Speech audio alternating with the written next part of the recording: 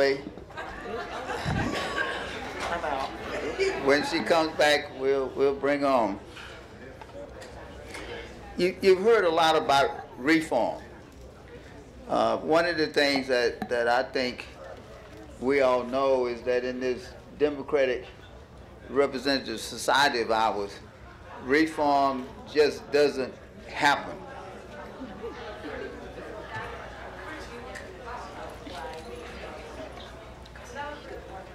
Would you close the door? Reform just doesn't happen. Generally, reform occurs because community activists get involved and demand change. And so this panel is about how to bring about change.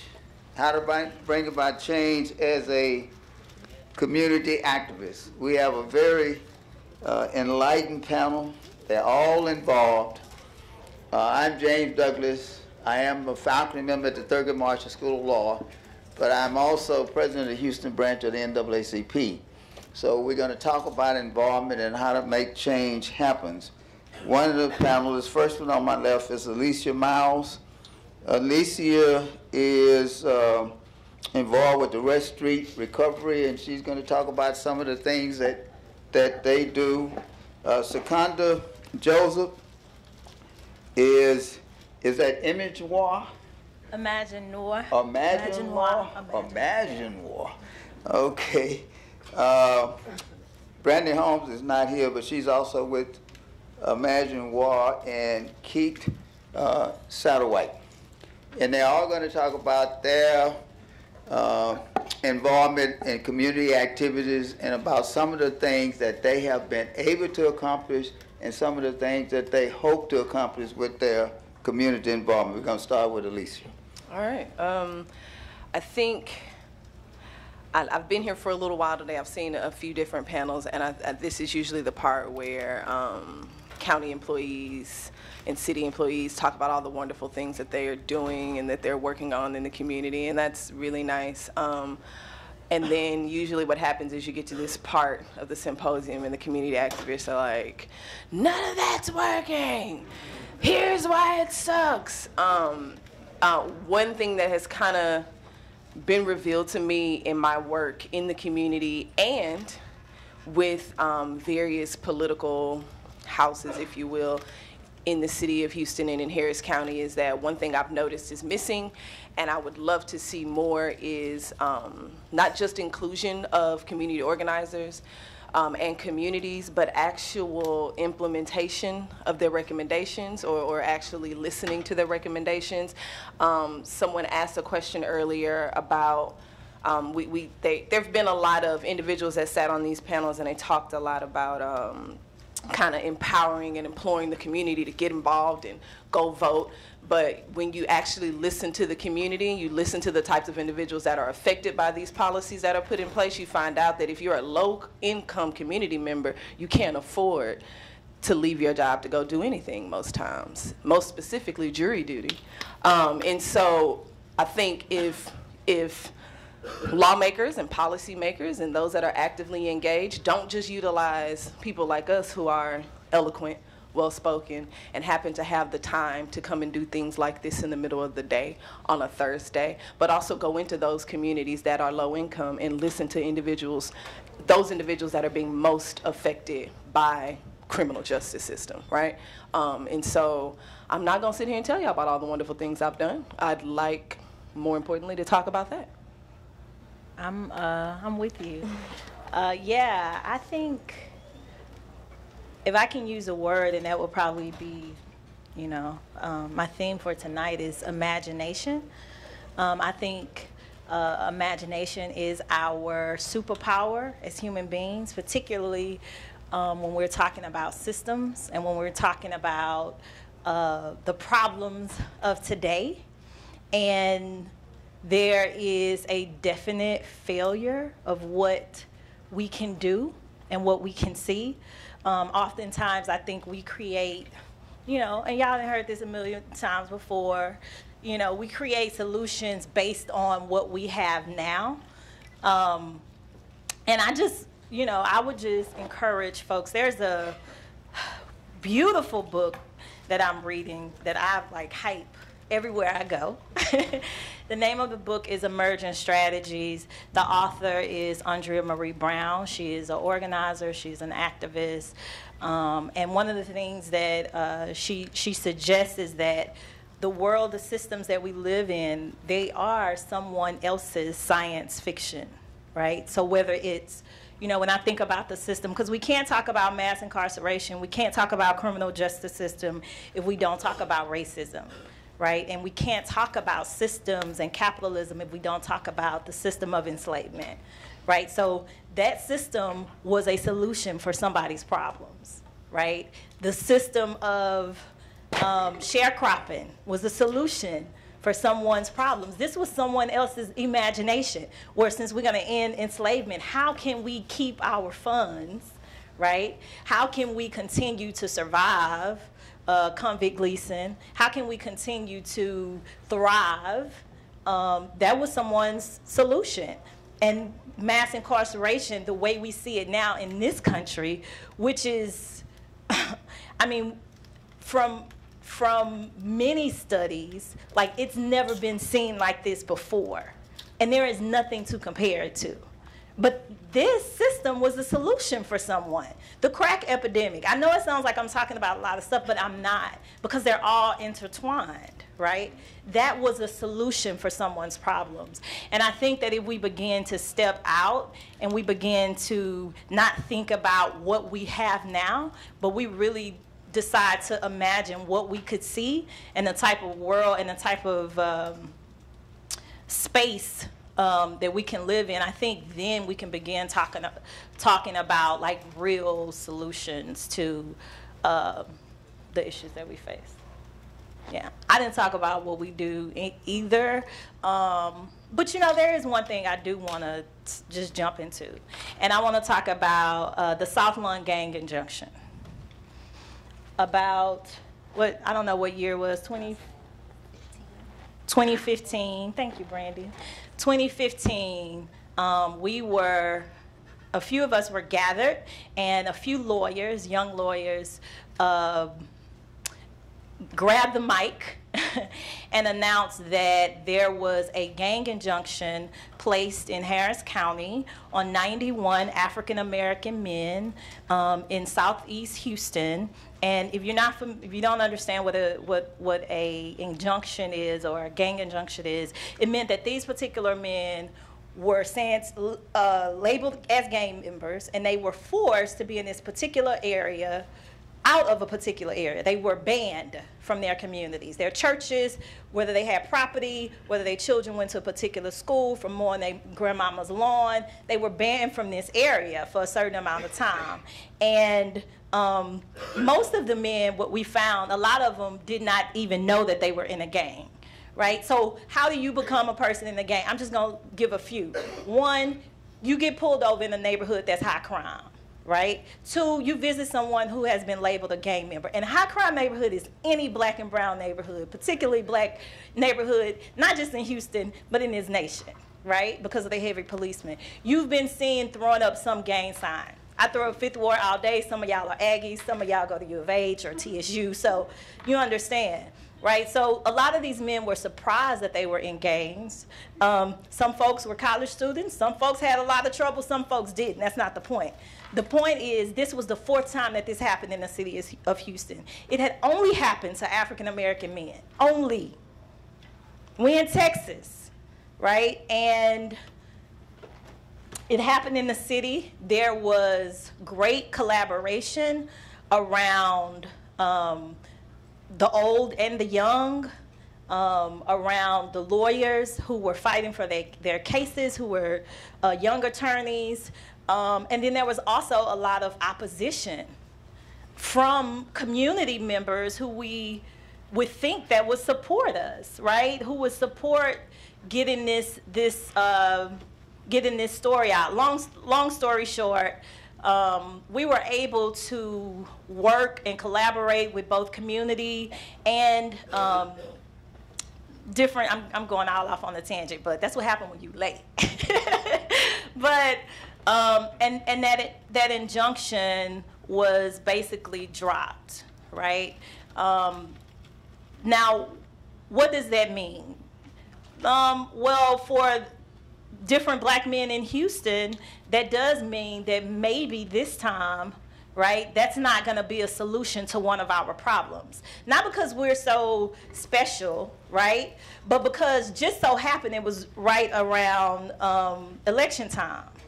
And you had two folks running for office. It was Kim Ogg and Devin Anderson. Now, in the past, Kim Ogg, if I'm not mistaken, I don't want to misspeak. Okay, wrote those injunctions for some former folks, right? But because of the work that was done by many members of the community, right? When Kim Ogg did come in office, we're probably pretty sure that there won't be another solution to our problem, right? Not because, you know, I don't know how Kim Ogg particularly, and I'm not just, like, I don't know how she feels about gang injunctions, but I do know after community stood up and after community was able to speak for themselves, that Harris County is going to take a second look before they rush into something like this again. So, I hope. Oh, okay. I'm done. Oh, we were introducing ourselves. Fantastic. I don't know. My sincerest apologies for my tardiness. I appreciate you all holding the space to still allow me to be present here, given that, so I really respect your time. Introductions, wow. I'm just very humbled to be in this space with you all. I hope that it's been an enriching experience for you today, and I hope that something that we say may be helpful for you along your journey. My name is Brandy Holmes. I am a member, community organizer, and director of strategy with Imagine New Orleans, BLMHTX. And a couple critical things that I wanted to share in kind of my opening statement, particularly around community and community engagement. I'm supposed to speak toward the intergenerational opportunities for us to organize and for activism, and particularly a passion of mine has been criminal justice. Worked very closely with Secunda, worked very closely with Alicia, and we had an opportunity to be on the panel together at the Atlantic, which was really an incredible experience. And what I learned from that, that was really important, because the panel was around racial and ethnic disparities, is that first and foremost, before I speak in a space, particularly around criminal justice, I want to introduce a couple of terms that oftentimes aren't introduced when we talk about systems of oppression. First and foremost is white supremacy, right? Recognizing that white supremacy is a structure. I'm not talking particularly about white supremacists, right, which we associate with a particular organization, white nationalists, et cetera. I'm talking about a structure and a system of oppression called white supremacy that this country was founded upon, right? So those are very important distinctions to make. Very important to me also is around the terms equity and not equality, right? Like, we've also oftentimes been pushing for equality, which is this equal playing field for all folks. But if we believe in white supremacy and the structure of white supremacy, then we know that equality is something that is very difficult for folks to achieve when we didn't start all off with a level playing field, right? So equity suggests that we look at a particular person's instance, their starting point, right? And we assess, based upon that individual's starting point, what could be possible outcomes. Where there are deficiencies or deficits in resources, right, we then look to give that person the opportunity so that we can see some sort of parity, right? So say, for instance, I'm 5'7", and I'm trying to see over a fence, okay? And maybe I have a colleague that's 5'1", right? She might not be able to see over that fence. And maybe there's somebody that's 3 foot. I don't know. Is somebody 3 foot? Oh, no. Okay. That analogy is really going down in flames. Point is, there's a fence that we're trying to see over. We all are varying heights, okay? If it's equality, then I say, hey, you know what? Let me just put a box let me give everybody a box, and everybody can stand over a box, and hopefully you can see over the fence. Well, if my other friend is 3'11", and you give me a box, I'm going to be able to see higher. That person still won't be able to see over the fence. right? This is going somewhere for those of you who are still following, okay? Plus 15 points for you. So what equity says is, hey, I see this person is 3'11". That means they may need about 3 or 4 more boxes for them to be able to see over the fence, right? So, oh, this other person may be 5'1". They may need another box as well. So equity says, I'm going to look at your particular set of circumstances, right? And I'm going to give you what you need based upon those particular set of circumstances. So I think equity is something that we need to begin to strive for and begin to think about when we think about criminal justice. I'm also shifting my language around reform and transformation. I think that's really important as we begin to move into 2019, because I've seen a lot, being engaged in Harris County and some of the spaces and some of the criminal justice reform that I've seen, and even reforms that I've seen nationally with the president. Okay, let me not do that. With the current president, the current administration, and the previous administration, is reforms are one thing that we've seen that can very quickly be overturned when a new person comes into office, right? It's like, hey, we got criminal justice reform, yay! You know, we're not prosecuting. Let me do this one. We're not prosecuting trace cases as felonies anymore. All right. Pat Lycos, is that right? Okay. All right, we're not prosecuting trace cases as felonies anymore. Yeah, reform, big win for everybody who's been doing this. New DA comes into office, okay, Devin Anderson. Scrap that. All of these people. Trace case, yeah. Got a little bit of crack cocaine, not cocaine, crack cocaine, because we know who does crack cocaine, right? Yeah. Crack folks, okay. So we're gonna prosecute those as felonies. Trace amount of crack cocaine. Do you know what a trace amount is? Just for a little bit of edification for the audience, okay? From as way I understand it, and feel free to correct me if I'm wrong. A little bit of a pack of Splenda. You know how much is in a pack of Splenda? Splenda's disgusting, by the way. But anyway, for those who like, pack of Splenda, right? Trace case. I can shake that and say, oh, is that how much you got? Most times the amount of crack cocaine wasn't even able to be tested twice, right? Because it was such a small amount. But I can go ahead and give you a felony for that. Non-violent offense, by the way, right? That's a shame.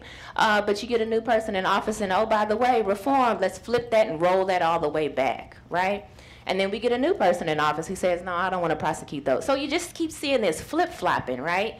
And that really disturbs me deeply in my spirit, because as someone that advocates for these types of reforms, to be able to see a win and then to see that get rolled back so quickly, right? To see individuals who would have been prosecuted and been placed in jail and been given, I mean, you get a felony. We know what that means, a mark on your life.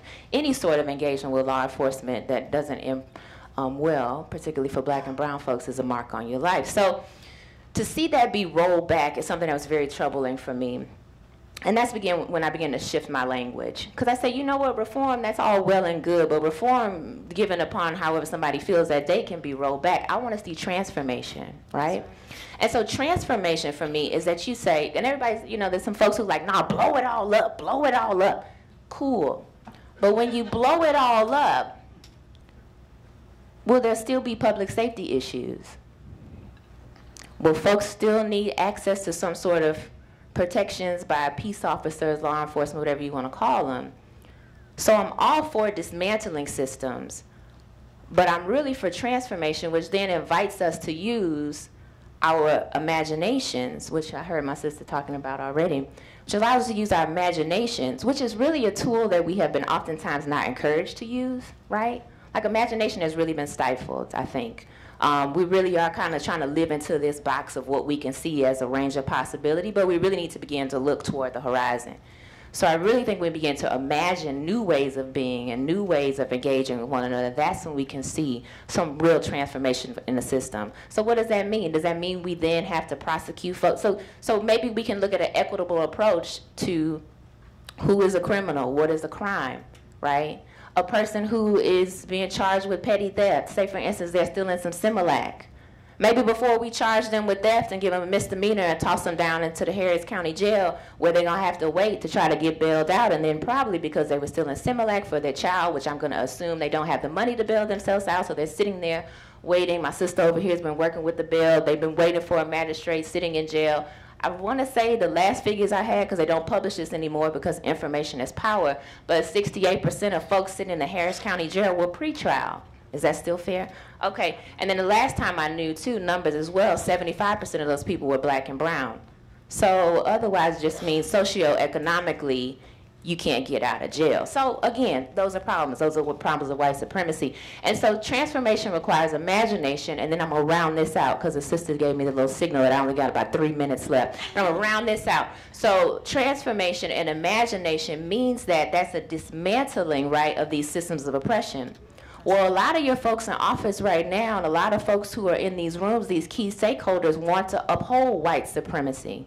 Right? They want to uphold systems of racism. I'm not calling that person a racist, white folks, because I know sometimes, no shade, I say white folks, I say black folks, I call it like it is.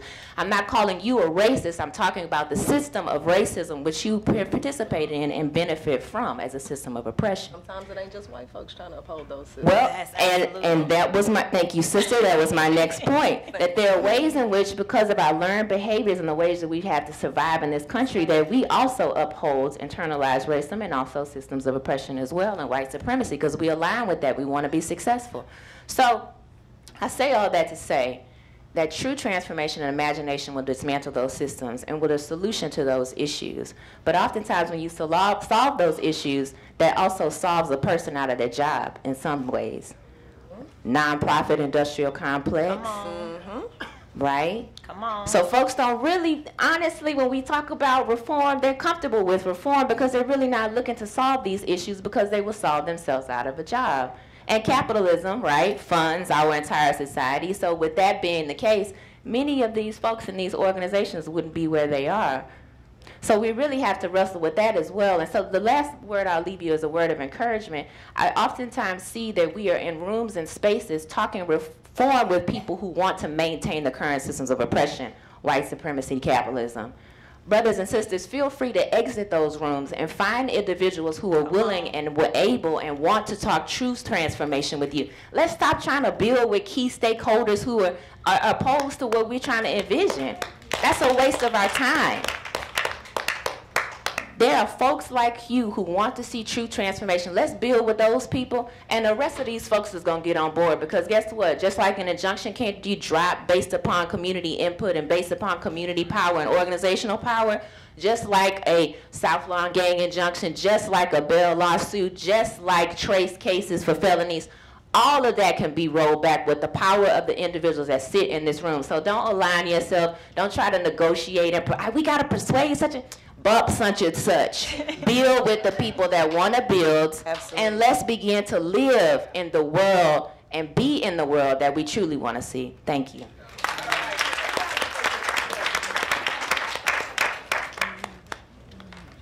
Okay, so I was asked to come here to speak about the mental health aspects of the criminal justice system and reform. That comes from, I've worked about over 10 years in the criminal justice system as a paralegal, as well as my graduate and undergraduate studies in CJ. And during my graduate studies, I developed a passion for the offenders with mental illness and the obstacles that they have to overcome. Our jails and prisons have historically, over the last 20 to 30 years, have become the mental health hospitals of the nation, because during deinstitutionalization, we shut down the mental health hospitals. And so they sent these people back out into the communities, and the communities didn't know how to deal with them. They didn't know what to do with them. They didn't provide resources. They didn't provide funding, which is a big obstacle for a lot of issues, a lot of things that we want to change, a lot of transforms that we want to make. There's no funding, there's no support for that. And so that's what we need to change with mental health, with offenders with mental illness that have either not entered the system yet, or the ones that are cycling back and through.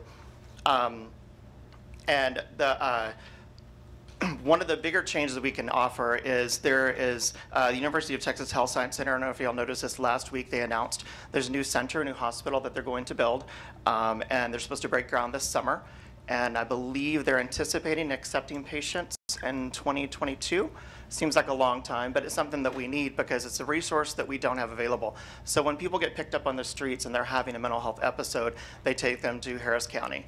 Those are for usually acute treatments, and so it's a quick in and out. They're in there for maybe 7 days, but these people need longer treatment. They need further resources. They need additional help, and they don't have that. So they go in, they medicate them, and then they're out. And a lot of people think, historically, they thought, just give them a pill, give them the medication, and that's going to solve it.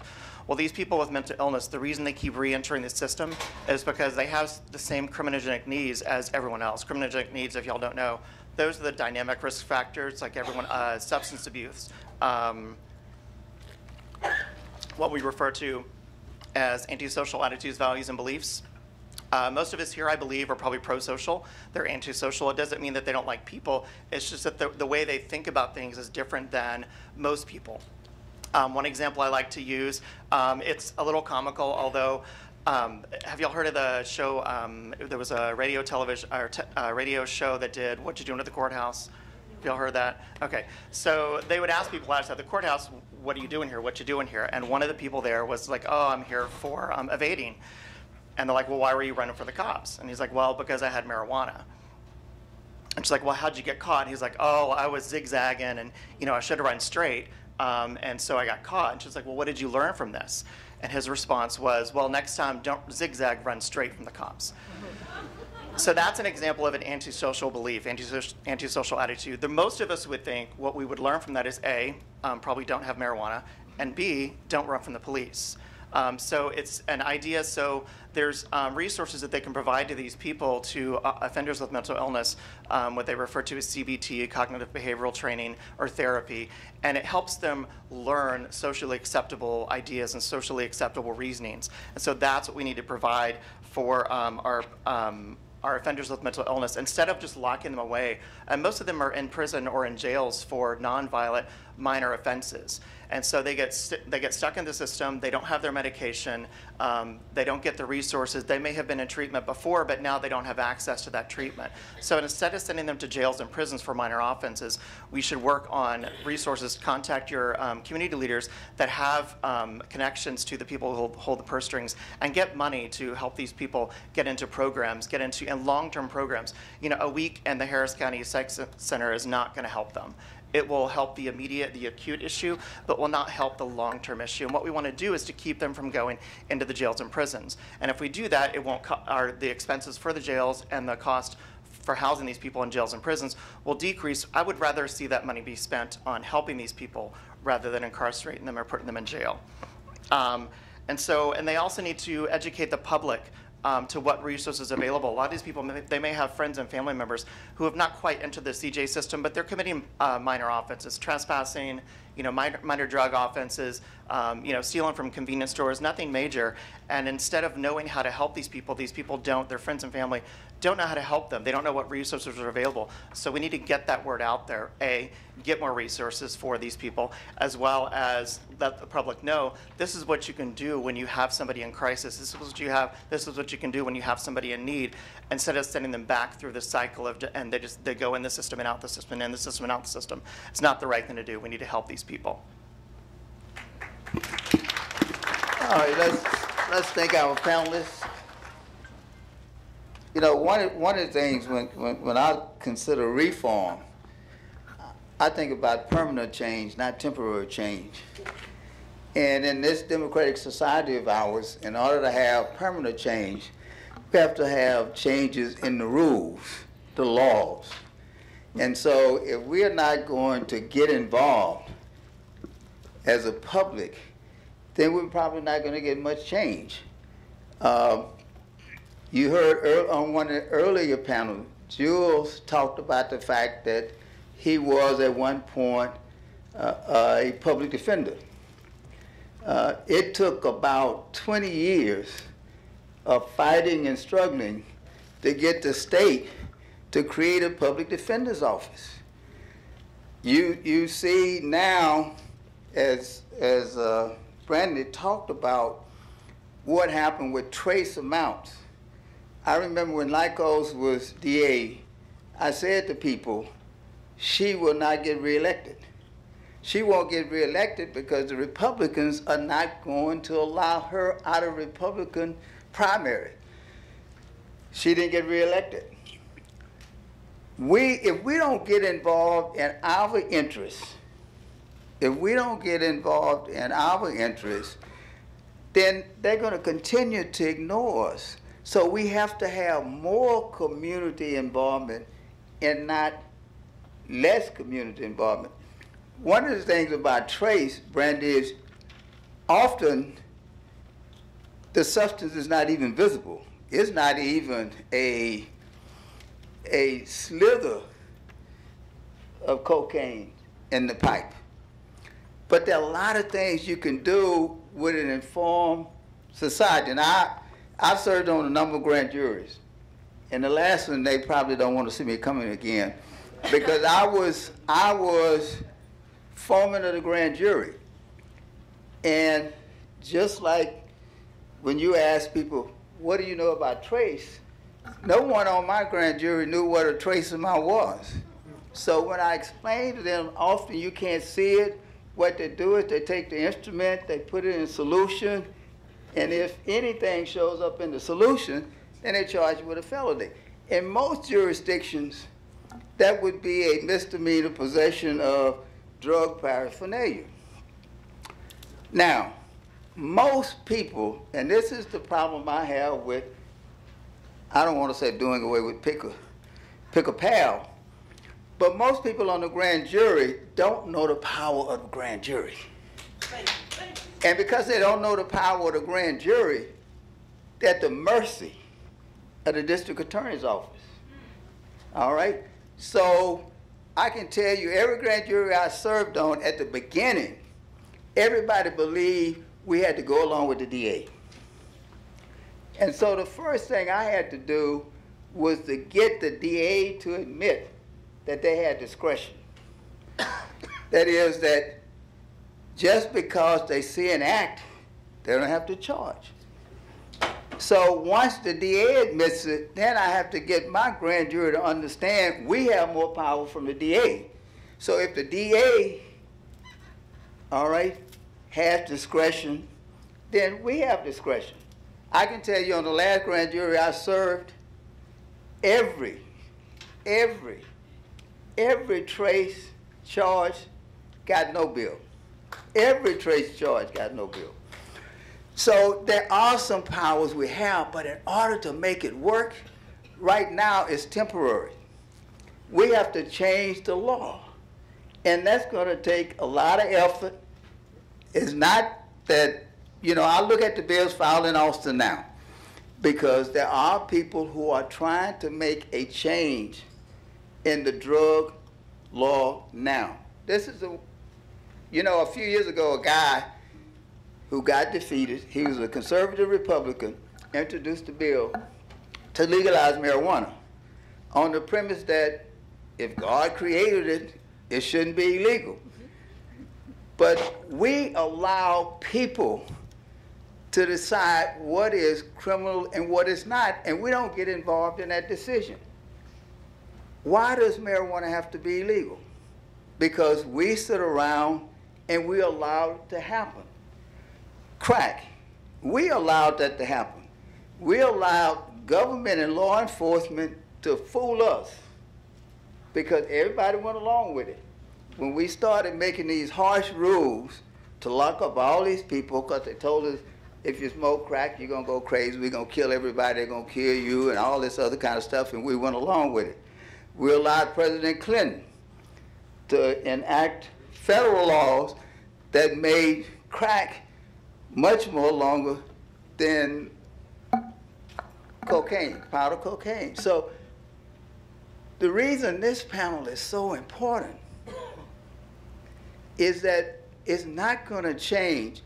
People who make the laws are going to make the laws that the public demand.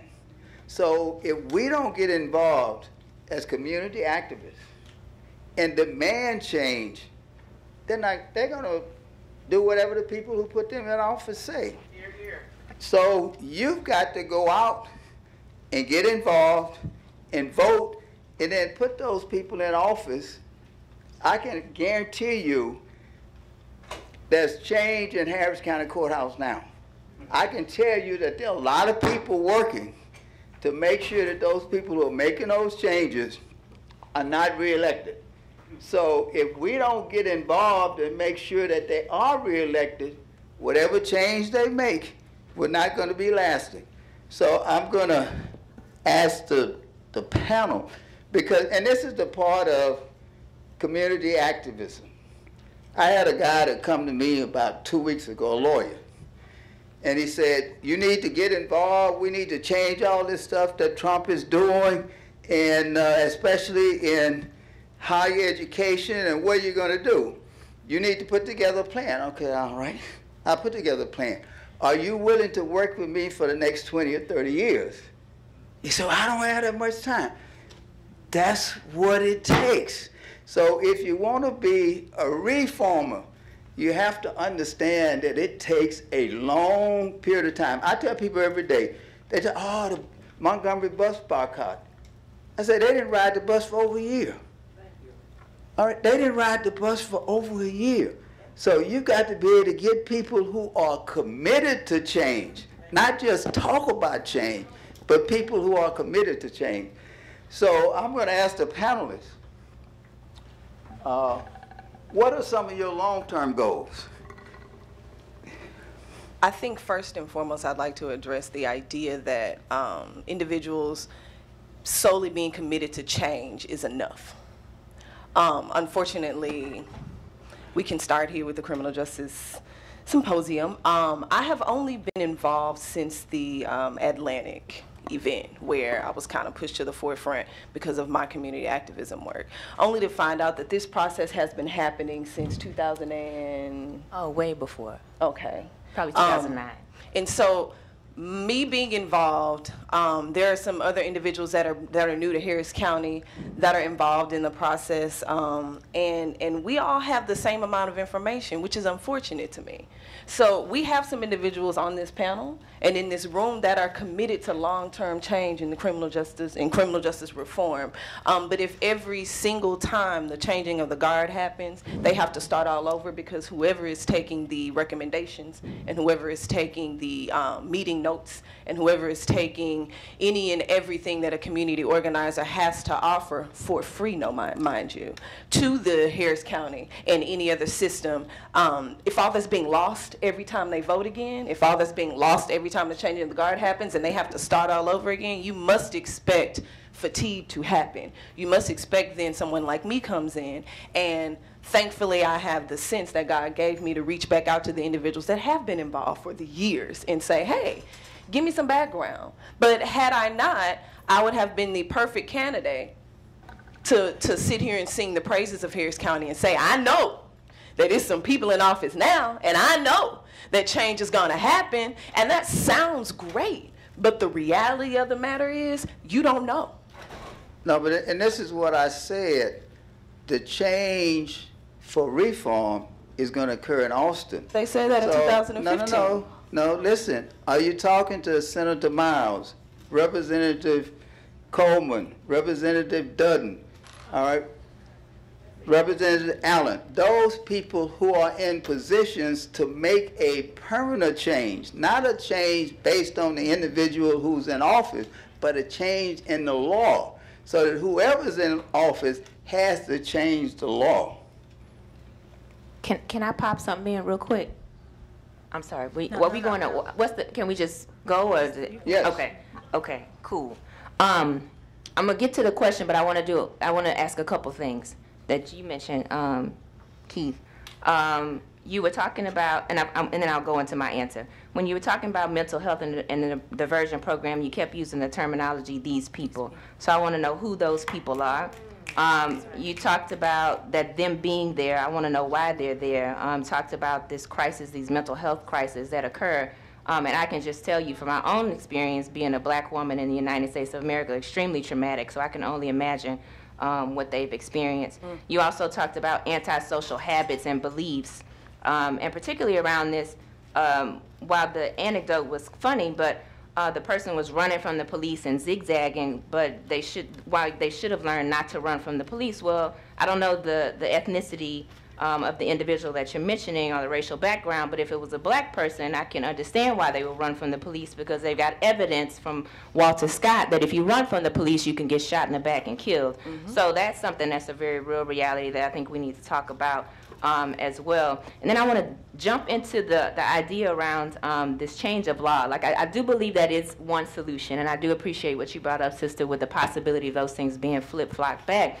I think we also can begin to change our language around what black and brown folks do. And also recognize some of the language that oppressors use that we also adopt ourselves, particularly black on black crime. That's false. It's a farce. It's a fable. Okay, black on black crime. Not the way it's used, right? Let's just remove that from our whole spectrum and identity. There's no evidence that black folks commit crimes against black folks higher than any other group against another group. Okay, so that's false. So I think it's really important for us to use new language when we talk about what we're doing. Black people don't vote. Oh, well, no, black women are some of the ones that vote most and vote most often. So I think what we want to start saying is look to our history and look for the ways in which black folks are not entrepreneurs. Yeah, they are. It's called Black Wall Street. When we start to do things like that, it gets bombed, right? So I think we need to start thinking about our history and being particular and cautious about the language that we use when we talk about one another. Now, do we vote? Sure, we do it in droves. Do we get people out to vote? You best believe Big Mama gonna get all her friends to come with her to the polls, come early voting, or if she can't make it because of accessibility issues, she gonna do her mail-in ballot. What we really gotta start talking about and really start to encourage is there's funding available for get out to vote efforts, but where is the funding available for hold these people in office accountability efforts, right? Because these folks come into our communities with these radical ideas. They come into these communities telling us, yeah, I'm on y'all's side. I'm knocking doors in your community. Here, I'm taking a picture with this black person in 3rd Ward. They all doing it when it becomes time for them to get elected, but what happens after the fact when it comes time to uphold these promises that they gave us? We can't find them. But they want to come and take our children to the Universal Circus and give us a turkey for Kwanzaa. That's not going to cut the mustard. Right. So let's begin to remember what they told us when they came out. Yeah. Write that down.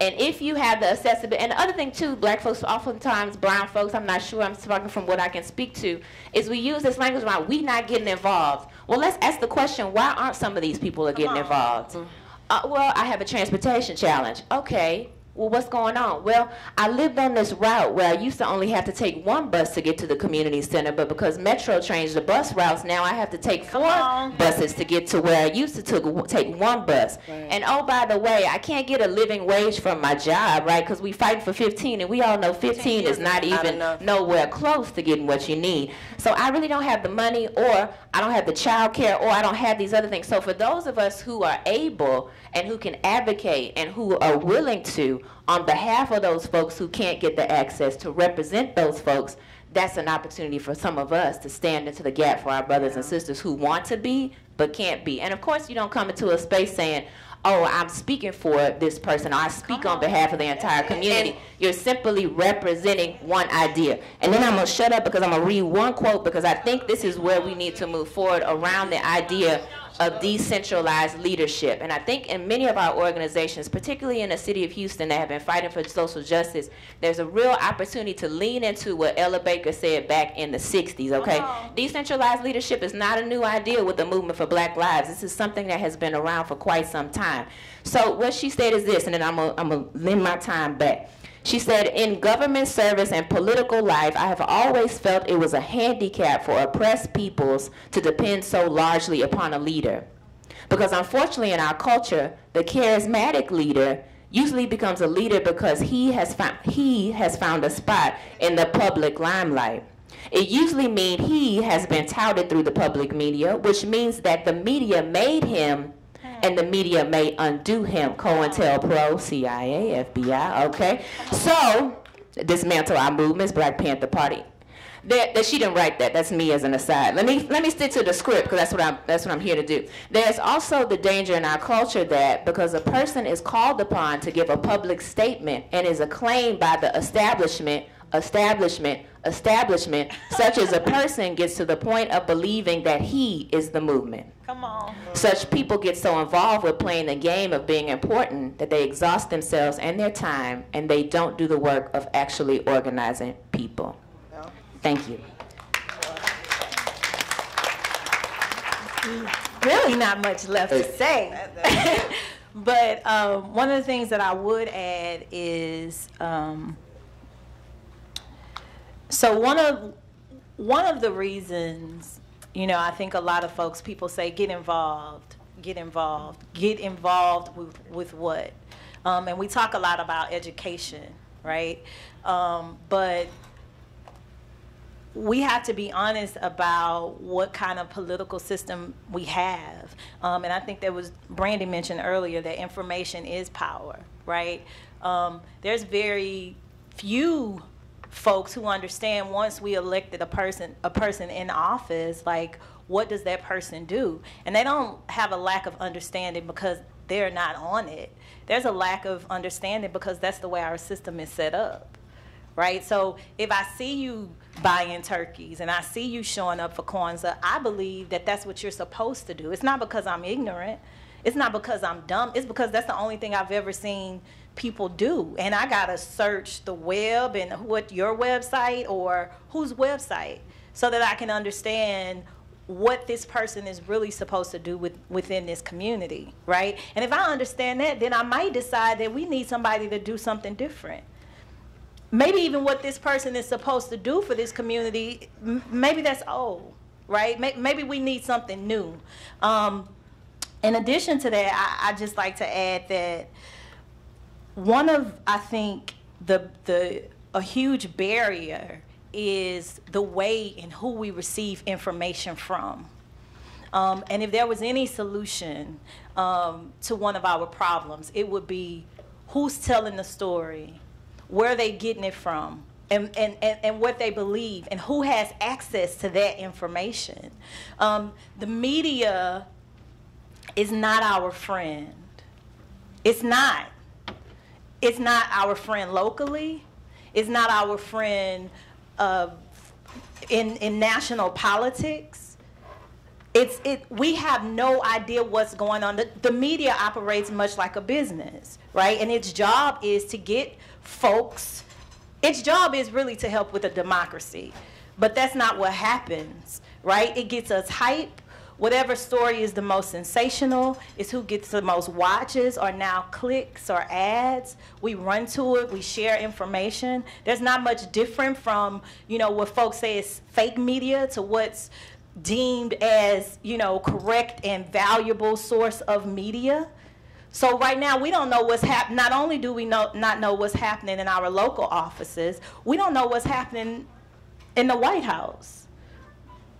So if there was anything, I think, that would be very important for us as a community, as organizers, not just to, say lead or like we have all the answers, but open up ways so that we can get information that's needed to the folks who are affected by it most so that they can make their own decisions on where we need to go. All right, we have about 6 or 7 minutes, so do we have any questions? Yes, we do. Yes, we do. We have a statement by Sybil Sabi. She says, how can we educate the system when we don't implement a trauma-informed culture?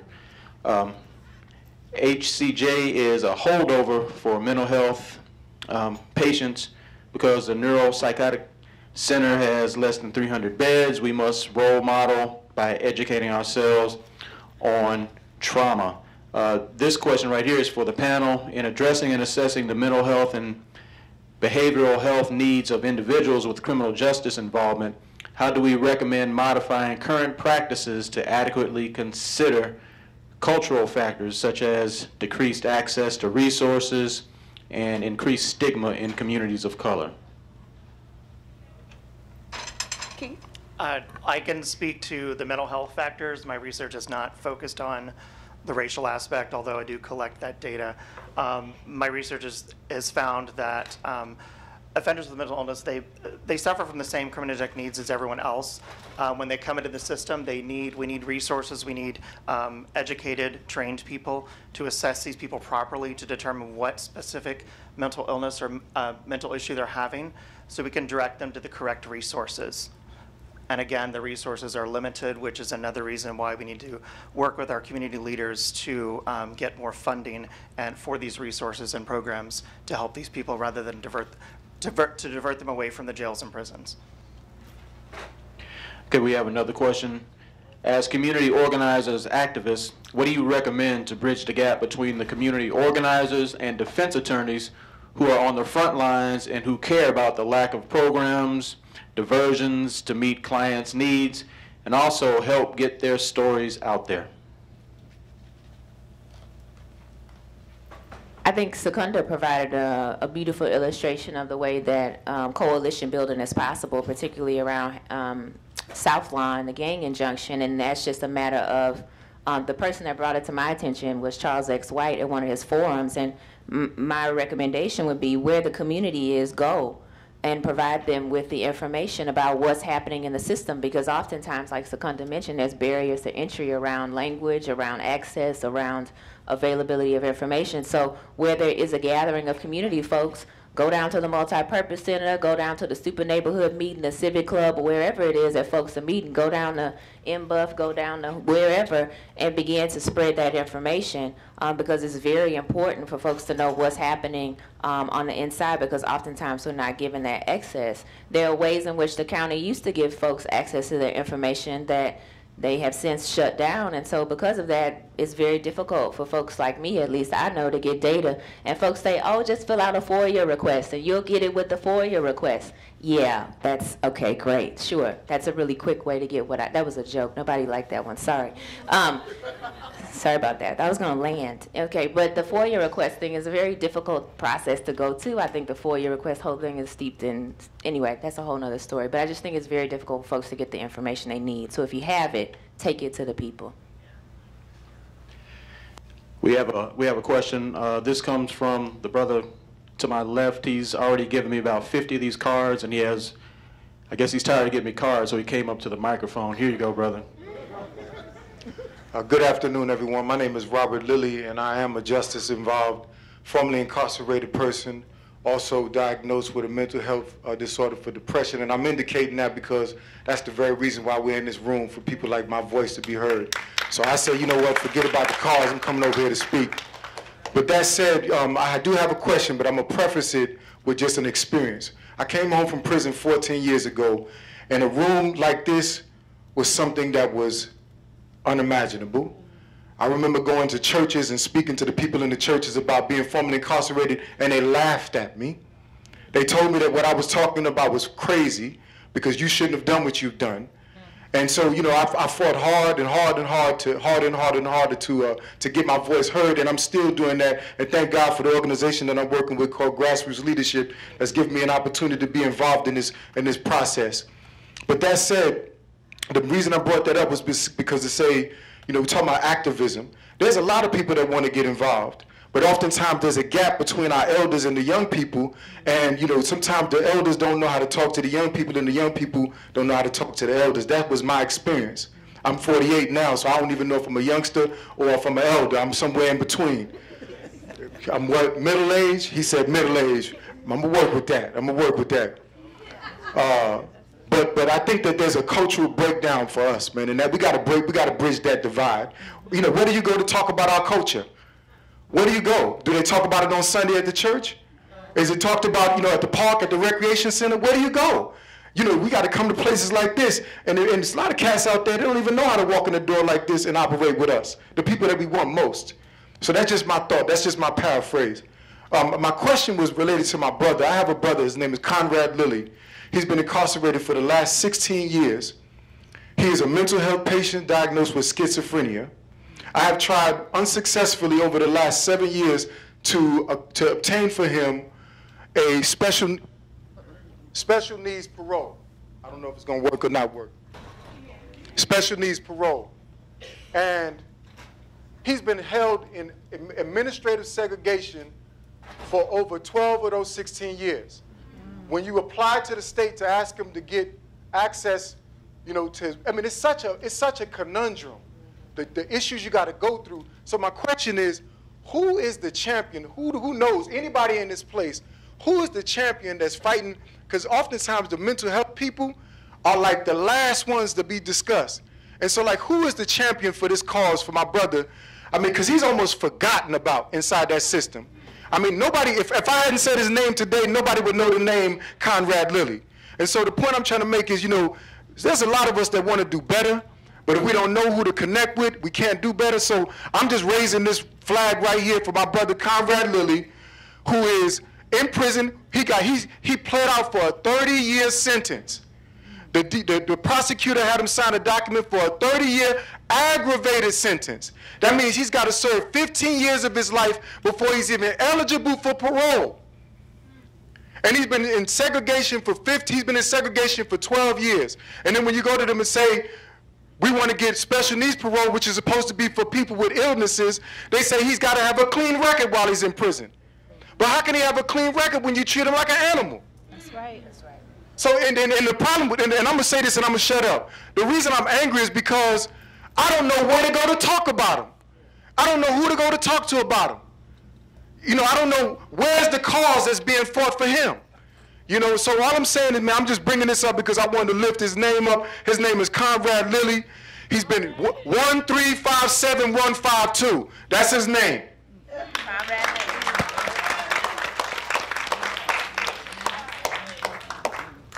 You're the champion. Hi, Mr. Lilly, if you'll come talk to me. I don't know if this microphone is working, but I am an attorney with the Innocence Project here at the Earl Carl Institute, the Center for Criminal Justice, and I'm happy to talk to you about your brother.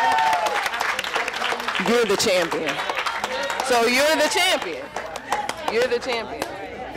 I think, are none of them working? Test. Oh, no? All All right. right, thank you. All right, I mean, our time up. I want to thank Test. our time is up. You all have an evaluation form in your packet. We're going to ask you to please fill those out. And Mrs. Provost will come by and pick up your evaluation. Give those evaluations to Mrs. Provost here.